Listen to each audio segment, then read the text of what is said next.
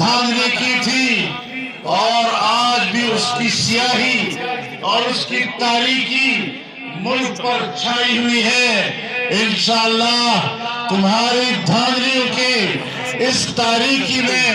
تمہارے دھاندلیوں کی پیداوار اس پارلیمنٹ میں جمعیت علماء کا یہ نور اور جمعیت علماء کی یہ روشنی چمکتی رہے گی اور قوم کو پارلیمنٹ کیا ہے؟ میرا پارلیمنٹ یہ ہے کہ میرے سامنے موجود ہے تا حد نظر انسانوں کا سمندر، اور انشاءاللہ یہ طاقت ہماری زندہ رہے گی، اور جب تک ہماری یہ طاقت زندہ ہے تمہارا باپ بھی نہ اسرائیل کو تسلیم کر سکتا ہے، تمہارا باپ بھی قادیانیت کو دوبارہ مسلمان نہیں بنا سکتا،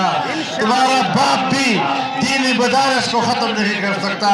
تمہارا باپ بھی جمعیت علماء اسلام کی اہمیت کو کم نہیں کر سکتا۔